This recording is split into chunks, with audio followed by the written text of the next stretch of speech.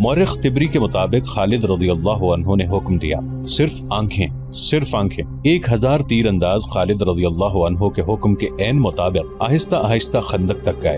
دیوار پر دشمن کے سپاہی ہنس رہے تھے اور بے پرواہی سے کھڑے تھے۔ انہیں مسلمانوں کا کوئی ارادہ نظر نہیں آ رہا تھا کہ وہ خندق کو پھلانگنے کی کوشش کریں گے۔ خندق کے قریب پہنچ کر ان 1000 تیر اندازوں نے اوپر دیکھا، ادھر ادھر دیکھا، خندق میں دیکھا اور احمقوں سی حرکتیں کی۔ آتش پرستوں کے تیر اندازوں نے ان پر تیر چلانے کی ضرورت محسوس نہ کی، حالانکہ مسلمان تیر انداز ان کی زد میں تھے۔ اچانک مسلمان تیر اندازوں نے ترکشوں میں سے ایک تیر نکالا، پلک جھپکتے تیر کمانوں میں ڈالے، کمانے آگے رکھ کے دشمن کی آنکھوں کے نشانے لیے اور تیر چھوڑ دیے۔ 1000 تیروں میں سے بیشتر آتش پرستوں کے تیر اندازوں کی ایک آنکھ میں اتر گئے۔ معاً بعد مسلمان تیر اندازوں نے 1000 تیر چھوڑے، پھر 1000 اور۔ یہ کہنا صحیح نہیں ہو سکتا کہ مسلمانوں کا کوئی بھی تیر خطا نہیں گیا۔ تاریخوں میں لکھا ہے کہ زیادہ تیر دشمن کی آنکھوں میں لگے اور شہر میں یہ خبر تیز ہوا کی طرح پھیل گئی کہ ہمارے سینکڑوں سپاہیوں کی آنکھیں ضائع ہو گئی ہیں۔ اب ان سینکڑوں سپاہیوں کو شہر پناہ سے اتارا گیا تو شہر کے لوگوں نے ہر ایک کی ایک آنکھ میں تیر اترا ہوا اور ان زخمیوں کو کربناک آہوزاری کرتے دیکھا۔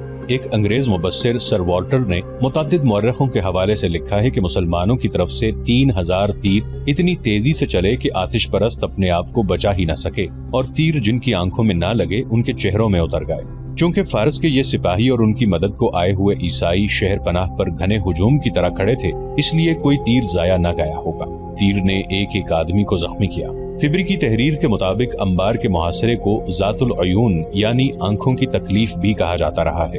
مسلمانوں کے اس وار نے شہر کے لوگوں پر ہی نہیں، فارس کی فوج پر بھی خوف طاری کر دیا۔ مسلمانوں نے تو جادو کا کرتب دکھا دیا تھا۔ سابات کا آتش پرست حاکم شیرزاد دانشمند اور دور اندیش آدمی تھا۔ اس نے بھانپ لیا کہ اس کی فوج میں جو لڑنے کا جذبہ موجود تھا وہ ماند پڑ گیا ہے۔ اسے یہ بھی احساس تھا کہ اس کی فوج پہلی شکستوں کی بھی ڈری ہوئی ہے۔ چنانچہ مزید قتل و غارت کو روکنے کے لیے اس نے خالد رضی اللہ عنہ سے صلح کرنے کا فیصلہ کر لیا۔ اس نے 2 امراء کو قلعے کے باہر بھیجا۔ خندق کے قریب آ کر ان 2 امیروں نے مسلمانوں سے پوچھا کہ ان کا سالار اعلیٰ کہاں ہے۔ خالد رضی اللہ عنہ کو اطلاع ملی تو وہ آ گئے، ہمارے امیر شیرزاد نے ہمیں بھیجا ہے۔ شیرزاد کے بھیجے ہوئے 2 آدمیوں میں سے ایک نے خالد رضی اللہ عنہ سے کہا، ہم آپ سے صلح کرنا چاہتے ہیں لیکن ایسی شرائط پر جو ہمارے لیے قابل قبول ہوں۔ اگر صلح ہو جائے تو شیرزاد اپنی فوج کو ساتھ لے کر انبار سے چلا جائے گا۔ شیرزاد سے کہو کہ شرطیں منوانے کا وقت گزر گیا ہے۔ خالد رضی اللہ عنہ نے کہا، اب شرطیں ہماری ہوں گی اور تم لوگ ہتھیار ڈالو گے۔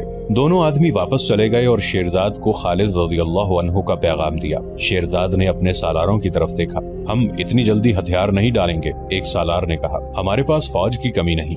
دوسرے سالار نے کہا، مسلمان خندق سے آگے نہیں آ سکتے۔ شیرزاد نے سر ہلایا۔ یہ ایسا اشارہ تھا جس سے پتہ نہیں چلتا تھا کہ وہ شہر کا دفاع جاری رکھنا یا خالد رضی اللہ عنہ کے پیغام پر غور کر کے کوئی اور فیصلہ کرنا چاہتا ہے۔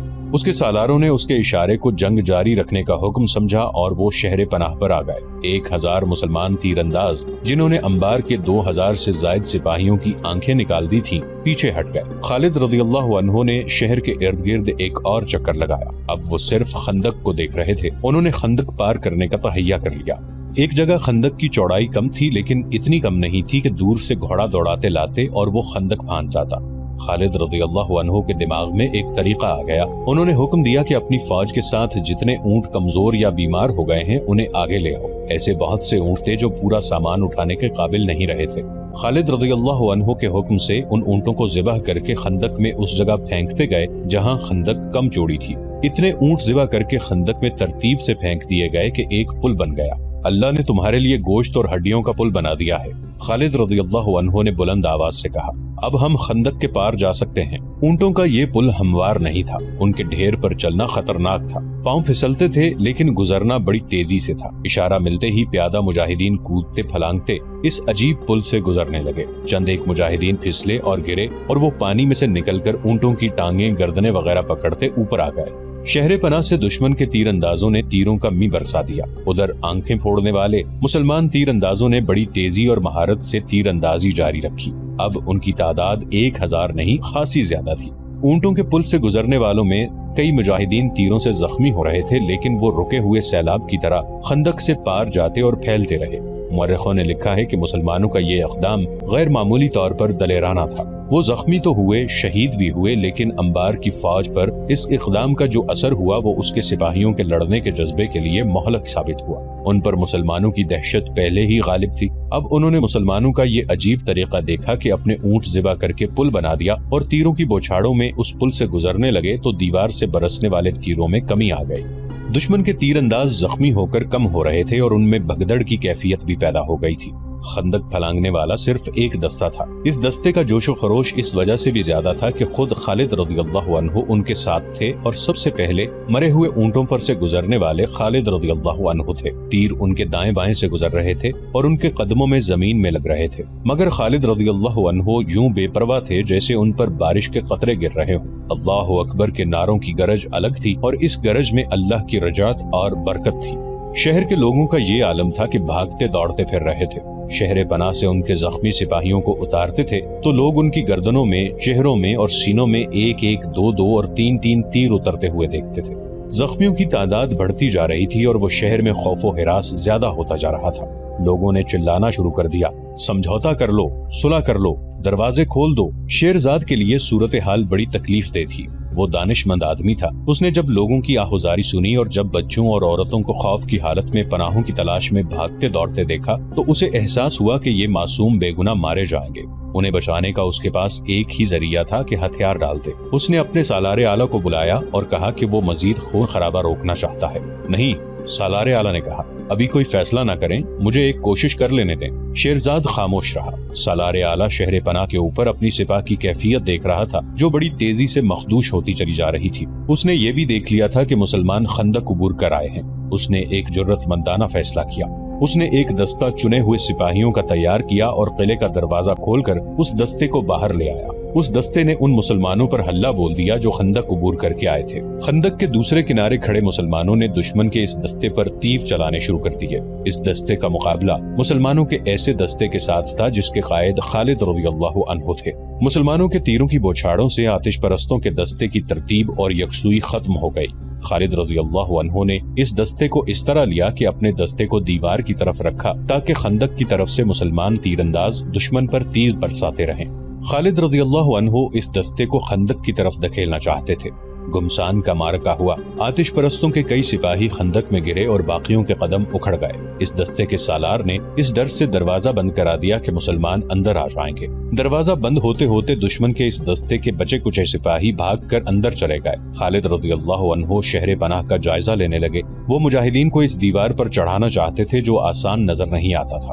انہیں معلوم نہ تھا کہ دیوار کی دوسری طرف ایرانی فوج اور شہر کے لوگوں کی حالت کیا ہو چکی ہے۔ قلعے کا دروازہ ایک بار پھر کھلا۔ اب دروازے میں صرف ایک آدمی نمودار ہوا۔ اس کے پیچھے دروازہ بند ہو گیا۔ اس نے ہاتھ اوپر کر کے بلند آواز سے کہا کہ وہ شہر کا ایلچی ہے اور صلح کی بات کرنے نکلا ہے۔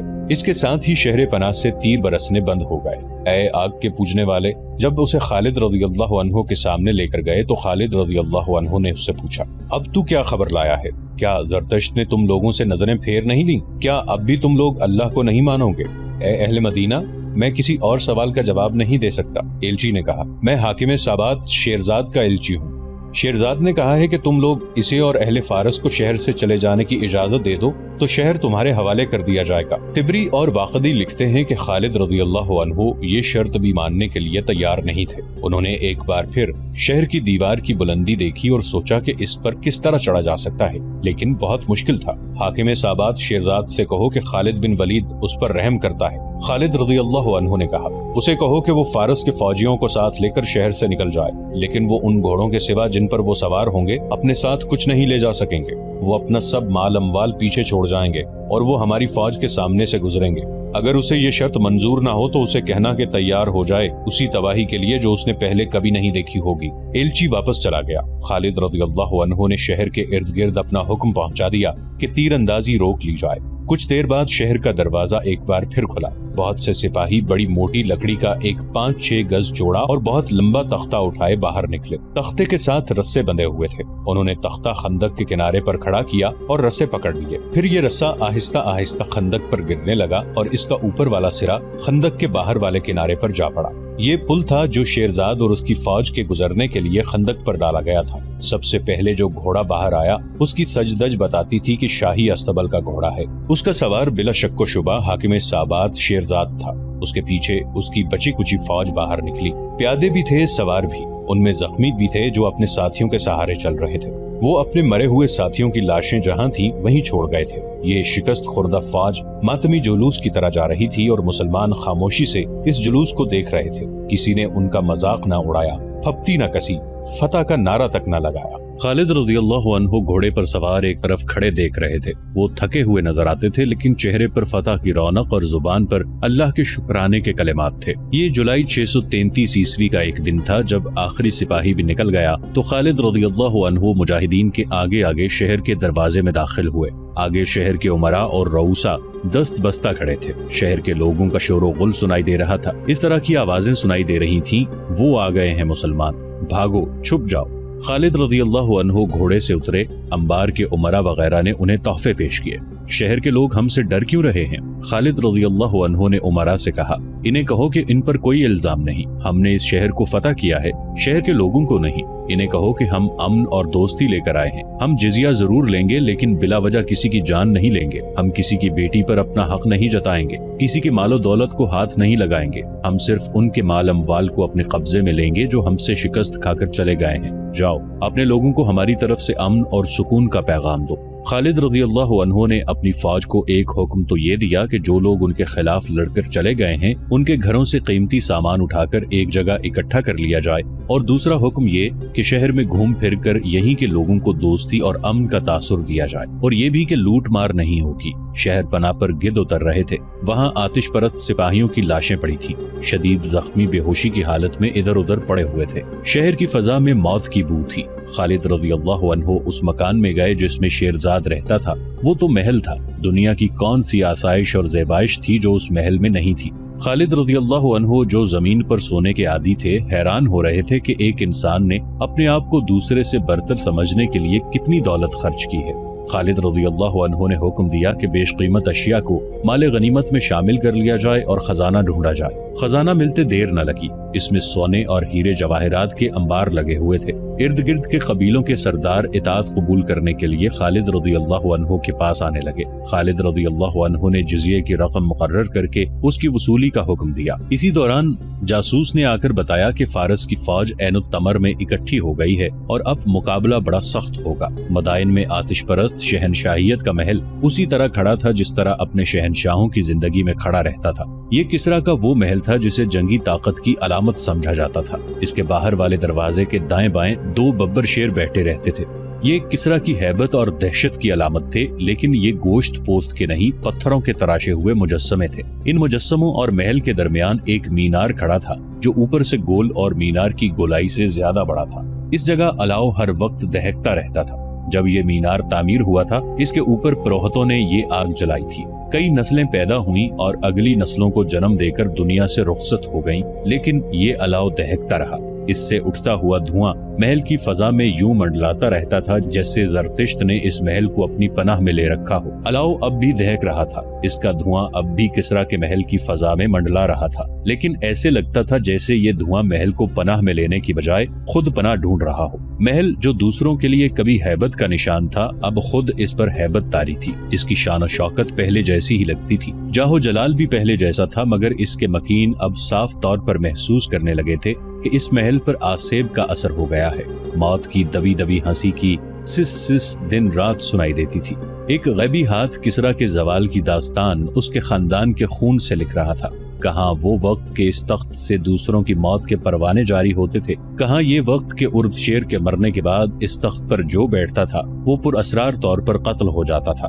2-4 سالار تھے جو فارس کی لرزتی ہوئی ڈولتی ہوئی عمارت کو کچھ دیر اور تھامے رکھنے کی کوشش کر رہے تھے۔ ایران کی نوخیز حسینائیں اب بھی اس محل میں موجود تھیں، مگر رقص کی ادائیں نہیں تھیں۔ ساز خاموش تھے، نغمے چپ تھے، شراب کی بو پہلے کی طرح موجود تھی مگر اس میں خون کی بو شامل ہو گئی تھی۔ پہلے یہاں عیش و عشرت کے لیے شراب پی جاتی تھی، اب اپنے آپ کو فریب دینے کے لیے اور تلخ حقائق سے فرار کی خاطر جام پر جام چڑھائے جا رہے رہے تھے۔ اب مدائن کا محل تخت و تاج کے حصول کا میدان جنگ بن گیا تھا۔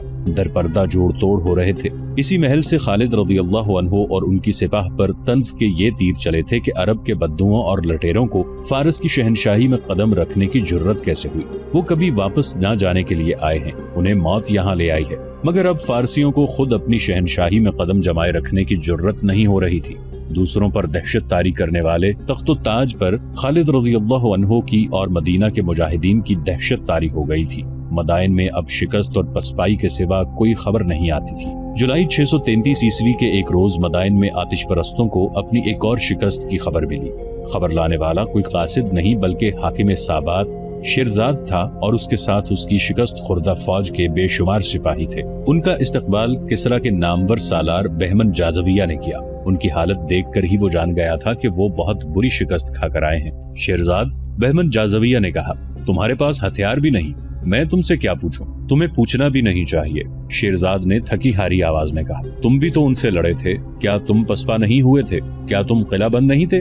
بہمن جازویہ نے کہا، قلعے کے ارد گرد خندق تھی، مسلمان اڑ تو نہیں سکتے، اتنی چوڑی خندق انہوں نے کیسے عبور کر لی؟ شیرزاد نے اسے تفصیل سے بتایا کہ مسلمانوں نے اسے کس طرح شکست دی ہے۔ میرے سالار نہ اہل اور بزدل نکلے، شیرزاد نے کہا، اور مجھ سے یہ غلطی ہوئی کہ میں نے عیسائیوں پر بھروسہ کیا۔ مجھے بتایا گیا تھا کہ یہ زبردست لڑاکے ہیں، لیکن انہیں معلوم ہی نہیں کہ لڑائی ہوتی کیا ہے۔ تم شاید یہ نہیں دیکھ رہے کہ تم پسپا ہو کر مسلمانوں کو اپنے پیچھے لا رہے ہو، بہمن جازویہ نے کہا، اور تمہیں یہ نہیں معلوم کہ مدائن میں کیا ہو رہا ہے۔ شاہی خاندان تخت کی وراثت پر آپس میں لہو لہان ہو رہا ہے۔ فارس کی آبرو کے محافظ ہم 4 سالار رہ گئے ہیں، اور جب تخت سالاروں کی تحویل میں آ جائے گا تو وہ شاہی خاندان کی طرح ایک دوسرے کے دشمن ہو جائیں گے، شیرزاد نے کہا، اور رازداری کے لہجے میں کہنے لگا، کیا تم ابھی تک محسوس نہیں کر سکے کہ فارس کی شہنشاہی کا زوال شروع ہو چکا ہے؟ کیا ہمارا سورج ڈوب نہیں رہا؟ شیرزاد بہمن جازویہ نے کہا، اس حلف کو نہ بھولو جو ہم نے زرتشت کے نام پر اٹھایا تھا کہ ہم فارس کو دشمن سے بچانے کے لیے اپنی جانیں قربان کر دیں گے۔ تم نے غلطی کی ہے جو جہاں چلے آئے ہو۔ کہاں جاتا؟ عین التمر، بہمن جازویہ نے کہا، عین التمر ابھی محفوظ ہے، بلکہ یہ ہمارا ایک محفوظ اڈا ہے۔ قلعہ دار مہران بن بہرام لڑنا اور لڑانا جانتا ہے۔ اطلاع ملی ہے کہ اس نے چند ایک بدوی قبیلوں کو بھی عین التمر میں اکٹھا کر لیا ہے۔ اگر مسلمانوں نے ادھر رخ کیا تو ایسے ہی ہوگا جیسے وہ پہاڑ سے ٹکرائے ہوں۔ میں ان میں پسپا ہونے کی بھی ہمت نہیں ہوگی۔ وہ مسلسل لڑتے آ رہے ہیں، وہ جنات تو نہیں، آخر انسان ہیں، ان میں پہلے والا دم خم نہیں رہا۔ لیکن میں نے انہیں تازہ دم پایا ہے، شیرزاد نے کہا، میں نے ان میں تھکن اور کم ہمتی کے کوئی آثار نہیں دیکھے، اور بہمن مجھے شک ہوتا ہے جیسے وہ نشے میں بدمست تھے۔ ایسی بے جگری سے وہی لڑ سکتا ہے جس نے کوئی نشہ پی رکھا ہو۔ میں یہ نہیں کہوں گا کہ ان کا عقیدہ صحیح ہے، بہمن جازویہ نے کہا، لیکن میں یہ ضرور کہوں گا کہ ان پر اپنے عقیدے کا نشہ طاری ہے۔ ہم اپنی سپاہ میں یہ ذہنی کیفیت پیدا نہیں کر سکتے۔ تم کہہ رہے تھے کہ مجھے عین التمر چلے جانا چاہیے، شیرزاد نے کہا، کیا یہ بہتر نہیں ہوگا کہ میں تمہارے ساتھ رہوں اور اپنی سپاہ کو منظم کر لیں، پھر مسلمانوں پر جوابی حملے کی تیاری کریں؟ اب تمہارا عین التمر جانا بھی ٹھیک نہیں، بہمن جازویہ نے کہا، ہمیں سوچ سمجھ کر قدم اٹھانا پڑے گا۔ عین التمر انبار کے جنوب میں فرات کے مشرقی کنارے سے کئی میل دور ہٹ کر انبار کی طرح ایک بڑا تجارتی مرکز ہوا کرتا تھا۔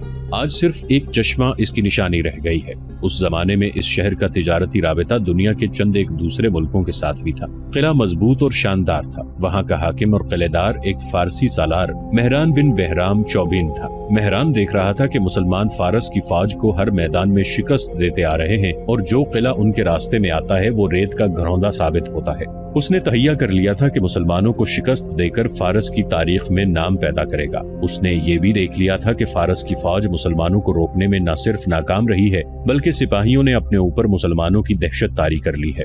اس خطرے کو ختم کرنے اور اپنی نفری بڑھانے کے لیے اس نے عیسائی اور دیگر عقیدوں کے قبیلوں کو عین التمر میں اکٹھا کر لیا تھا۔ ان میں بنی تغلب، نمر اور ایاد کے قبیلے خاص طور پر قابل ذکر تھے۔ یہ سب عرب کے بدو تھے۔ ان کے سردار عقا بن ابی عقا اور حزیل تھے۔ یہ دونوں اس وقت کے مانے ہوئے جنگجو تھے۔ یہ قبیلے کسرا کی رعایا تھے۔ ایک تو وہ خود اپنے آقاؤں کو خوش کرنا چاہتے تھے، دوسرے یہ کہ مہران بن بہرام نے انہیں بہت زیادہ مراعات اور انعام دینے کا وعدہ کیا تھا، اور فارس سے وفاداری کی تیسری وجہ یہ تھی کہ ان قبیلوں کے سرداروں اور دیگر بڑوں کو احساس تھا کہ مسلمان صرف ملک فتح کرنے نہیں آئے بلکہ وہ ان کے عقیدوں پر حملہ کرنے آئے ہیں اور ان پر اپنا عقیدہ مسلط کریں گے۔ اس رات عین التمر میں بہت بڑی ضیافت دی گئی۔ یہ جشن کا سماں تھا۔ ایران کی بڑی حسین ناچنے اور گانے والیاں اپنے فن کا مظاہرہ کر رہی تھی۔ یہ ضیافت ان بدوی قبیلوں کے سرداروں اور سرکردہ افراد کے اعزاز میں دی گئی تھی۔ شراب پانی کی طرح بہہ رہی تھی۔ ان بدوؤں نے ایسی ضیافت اور ایسی عیاشی کبھی خواب میں بھی نہیں دیکھی تھی۔